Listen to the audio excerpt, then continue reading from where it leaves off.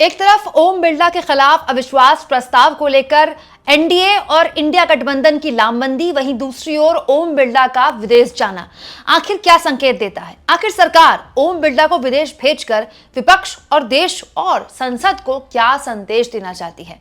मोदी जी की एक खासियत है दोस्तों, उन्हें फर्क पड़े ना पड़े, कम से कम उनकी सरकार में ये दिखाया जाता है कि उन्हें फर्क नहीं पड़ता, उनकी सरकार में इस्तीफे नहीं होते।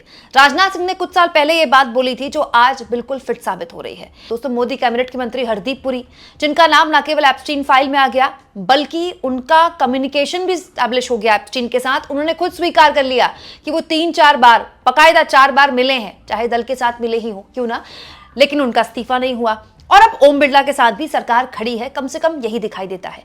लेकिन क्या इतना भर काफी होगा? आखिर इंडिया गठबंधन की ओम बिरला पर होने वाली वोटिंग को लेकर क्या तैयारी है? अगर आप विस्तार से चाहें तो मेरा कल का ये वीडियो जरूर देखिएगा, जो कि आप लोगों ने काफी पसंद किया। दोस्तों, 9 मार्च बहुत इंपॉर्टेंट तारीख होने वाली है। आज से करीब 19 दिन बाद 9 मार्च को बजट सत्र का दूसरा हिस्सा शुरू हो जाएगा और सरकार की तरफ से ये ऐलान कर दिया गया है। संसदीय कार्य मंत्री ने बाकायदा मीडिया को बताया है कि 9 मार्च को ही ओम बिरला के खिलाफ जो विपक्ष अविश्वास प्रस्ताव लेकर आया है उस पर वोटिंग होगी और उससे पहले बहस होगी। तो ये बड़ा दिलचस्प होगा कि वोटिंग होती है तो कौन किस तरफ वोट देता है और ओम बिरला के समर्थन में और उनके विरोध में कितने वोट पड़ते हैं। वहीं दूसरी ओर इस तरह की सुबुगाहट थी ही, लेकिन जैसे ही अविश्वास प्रस्ताव आया ओम बिरला के खिलाफ तो उससे ओम बिरला ने अपने आप को अलग कर लिया। मतलब संसद तो आते थे ओम बिरला, लेकिन अपनी चेयर पर नहीं बैठते थे। लेकिन अब जानकारी ये निकल कर आई है कि भले ही ओम बिरला अपनी फिलहाल कुर्सी पर ना बैठ रहे हो, लेकिन लोकसभा अध्यक्ष के तौर पर ओम बिरला को सरकार विदेश भेज रही है। विदेश यानी कि बांग्लादेश। दोस्तों, आप जानते हैं 12 फरवरी को बांग्लादेश में चुनाव हुए और बीएनपी जो वहाँ की पार्टी है उसको 300 में से 212 सीटें मिली हैं और ये बहुत बड़ी जीत है बीएनपी के लिए और इसलिए तारिक रहमान नए पीएम बनने वाले हैं बांग्लादेश के। दोस्तों, प्रधानमंत्री नरेंद्र मोदी ने बाकायदा तारिक रहमान को बधाई भी दी। विपक्ष के नेता और कांग्रेस पार्टी के अध्यक्ष मल्लिकार्जुन खड़गे ने भी तारिक रहमान को बधाई दी।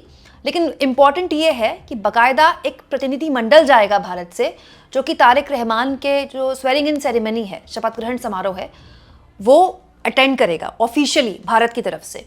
इंपॉर्टेंट ये है कि इस प्रतिनिधि मंडल की अध्यक्षता करेंगे ओम बिरला, दोस्तों लोकसभा के अध्यक्ष के तौर पर। यानी कि लोकसभा अध्यक्ष के खिलाफ भारत में एक तरफ से अविश्वास प्रस्ताव आया हुआ है और लोकसभा अध्यक्ष ने अपनी कुर्सी से अपने आप को अलग कर लिया है। वहीं दूसरी ओर लोकसभा अध्यक्ष के तौर पर ऑफिशियली सरकार ओम बिरला को बांग्लादेश भेज रही है। ये एक संकेत है, मतलब सरकार एक तरह से संकेत दे रही है कि देखिए हम आपके साथ खड़े हैं। ठीक वैसे ही जैसे मोदी हरदीप पुरी को happy birthday to you wish करते हैं, इस पूरे घटनाक्रम के बीच सांकेतिक तौर पर बताने के लिए देश को कि हम हरदीप पुरी के साथ खड़े हैं, चाहे कितने भी सवाल खड़े हो जाए। हालांकि दोनों ही मामले बिल्कुल अलग है। हरदीप पुरी का एप्स्टीन फाइल में नाम आना और खुद उनकी प्रेस कॉन्फ्रेंस करके स्वीकार करना कि वो मिले थे एप्स्टीन से, और दोस्तों दूसरी ओर ओम बिरला के खिलाफ अविश्वास प्रस्ताव। दोनों का कोई मुकाबला नहीं है, दोनों की कोई तुलना नहीं है, लेकिन दोनों पर सवाल खड़े हुए हैं। एक के खिलाफ इस्तीफे की मांग कर रहा है विपक्ष और एक के खिलाफ अविश्वास प्रस्ताव लाया है। अब आ जाते हैं दोस्तों 9 मार्च में होने वाली वोटिंग को लेकर। देखिए, जो सत्ता पक्ष की तरफ से तैयारी है वो पूरी है, इसलिए सत्ता पक्ष वोटिंग करवा रहा है। दोस्तों, किरण रिजिजू ने जब प्रेस कॉन्फ्रेंस की थी तो उन्होंने बाकायदा बताया था कि 542 वाली लोकसभा में 293 मेंबर हैं और एनडीए के, मतलब 293 मेंबर पूरे एनडीए के हैं। और रिजिजू ये कह रहे हैं कि हमको ये उम्मीद है कि हमें बाकी दलों का भी समर्थन मिलेगा, जो दल अभी तक इस पूरे मामले में अपना स्टैंड क्लियर नहीं कर पाए। मतलब रिजिजू ने ऑफिशियली 293 वोट का अपना एक दावा ठोक दिया है कि 293 तो हमारे पास है ही हैं। दोस्तों, एक्चुअली में सरकार चाहती है कि जल्द से जल्द इस पर बहस हो 9 तारीख को, और 9 तारीख को ही वोटिंग हो जाए, क्योंकि उसके बाद जैसा कि रिजिजू की तरफ से बाकायदा कहा भी गया कि सरकार कई क्रिटिकल बिल लाने वाली है, सरकार को कामकाज निपटाना है, तो सरकार चाहती है कि उस वक्त चेयर पर ओम बिरला हर हाल में मौजूद हो, ओम बिरला की मौजूदगी हो। इसीलिए सरकार चाहती है कि इस मामले को जल्द से जल्द एक दिन में निपटा लिया जाए। अब बात कर लेते हैं विपक्ष की। दोस्तों, ये जो अविश्वास प्रस्ताव है ये मुख्यतः कांग्रेस द्वारा लाया गया, जिसका सपोर्ट आरजेडी ने भी किया, लेकिन समाजवादी पार्टी और टीएमसी ने अब तक इस पे पत्ते नहीं खोले हैं। जानकारी जो मिली है दोस्तों वो ये है कि फिलहाल कांग्रेस न केवल समाजवादी पार्टी से बात कर रही है बल्कि टीएमसी और आम आदमी पार्टी से भी बात कर रही है। देखिए, टीएमसी ने अविश्वास प्रस्ताव से अपने आप को अलग कर लिया था, ये कहते हुए कि ओम बिरला के खिलाफ इतनी सख्ती दिखाने की जरूरत नहीं है। हालांकि अखिलेश यादव की पार्टी यानी कि समाजवादी पार्टी की तरफ से अभी पत्ते नहीं खोले गए हैं, लेकिन ऐसा लगता है दोस्तों अखिलेश यादव की पार्टी यानी कि समाजवादी पार्टी इस मामले में अविश्वास प्रस्ताव का समर्थन करेगी, मतलब कांग्रेस पार्टी के साथ आ सकती है, लेकिन टीएमसी का कुछ कह नहीं सकते। दरअसल दोस्तों, टीएमसी अभी एसआईआर के खिलाफ चुनाव आयोग और ज्ञानेश कुमार पर लामबंदी कर रही है, और ये भी इंपॉर्टेंट है कि इसी 9 तारीख के बाद से ही ज्ञानेश कुमार के खिलाफ भी महाभियोग लाने की तैयारी की जा रही है। तो टीएमसी हर हाल में चाहेगी कि महाभियोग को कांग्रेस पार्टी सपोर्ट करे, क्योंकि 99 सीट्स तो उसी के पास है।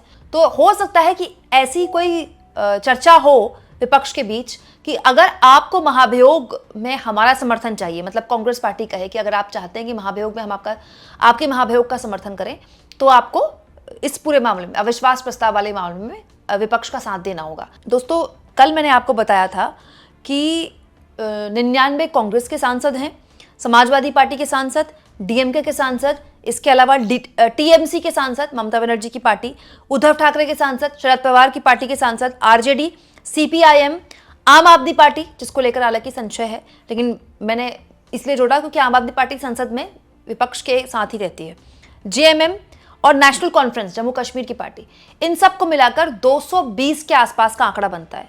220, अगर ये सारी पार्टियां एकजुट हो जाती हैं तो 220 एक नंबर आ जाएगा विपक्ष का, जो कि बहुत बुरा नंबर नहीं है।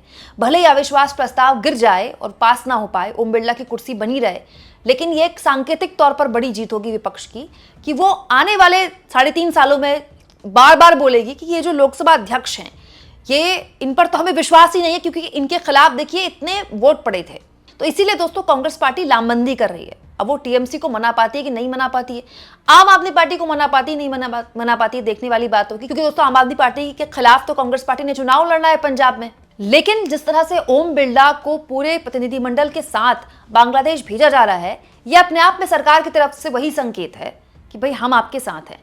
ओम बिरला के अलावा भी बहुत से लोग हैं दोस्तों, किसी को भी भेजा जा सकता था, लेकिन सरकार ने ओम बिरला को भेजा। हाँ, यहाँ पर यह भी इंपॉर्टेंट है कि किसी मंत्री को नहीं भेजा गया, क्योंकि दोस्तों बांग्लादेश में इस वक्त सरकार फूक फूक कर कदम रख रही है।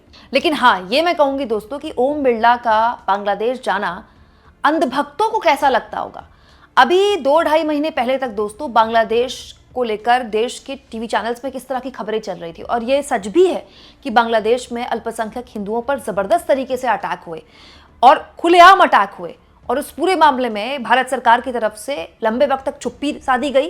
वहीं दूसरी ओर जो पश्चिम बंगाल के बीजेपी के नेता हैं, वो इस पूरे मामले में एग्रेसिवली बोल रहे थे। तो बहुत सारे लोग जो बांग्लादेश के खिलाफ सोशल मीडिया में बड़ी बातें बोल रहे थे और बांग्लादेश को लेकर तमाम तरह की मांगे भारत सरकार से कर रहे थे, खासतौर पर वो बीजेपी सपोर्टर, अब क्या बोलेंगे। बाकायदा भारत अपना प्रतिनिधिमंडल भेज रहा है ना बांग्लादेश इस स्वेरिंग सेरेमनी में। हालांकि बिल्कुल सही फैसला है, नहीं भेजना गलत फैसला होता, क्योंकि अब वहाँ नई सरकार बन रही है और चुनाव होने के बाद बन रही है, तो भारत सरकार तो चाहेगी कि वहाँ हमारे एसेट्स हों। क्योंकि दोस्तों बांग्लादेश कोई पाकिस्तान नहीं है, बांग्लादेश में भारत ने लंबा इन्वेस्टमेंट किया है, हमारे हमेशा से बांग्लादेश से अच्छे संबंध रहे, बांग्लादेश बनाया ही हमने है। तो भारत सरकार क्यों चाहेगी दोस्तों कि पाकिस्तान और चीन के बाद किसी तरह के तीसरे मोर्चे में तीसरी तरफ से भारत फंसे। तो हर लिहाज से ये भारत के भी और बांग्लादेश के भी हित में है कि जो नई सरकार आ रही है इसमें एंटी इंडिया एलिमेंट ना हो और भारत के साथ उसके सौहार्दपूर्ण संबंध रहे। और ये जो पूरा प्रयोग है उसी तरह से किया जा रहा है, जो कि सही है। लेकिन टाइमिंग इंपॉर्टेंट है दोस्तों कि ओम बिरला को ही भेजा गया। ये टाइमिंग बताती है कि बीजेपी और खास तौर पर नरेंद्र मोदी की बीजेपी को फर्क नहीं पड़ता। अगर कोई उन पर सवाल पूछेगा, उन पर सवाल खड़ा करेगा, तो वो वही काम करेंगे। आप इस मुद्दे पर क्या सोचते हैं कमेंट बॉक्स में जरूर लिखें, और जितना हो सके दोस्तों चैनल को शेयर भी करें, सब्सक्राइब भी करें, और थैंक्स और ज्वाइन के ऑप्शन से अगर आप चाहें दोस्तों तो कुछ आर्थिक मदद भी चैनल की जरूर करें।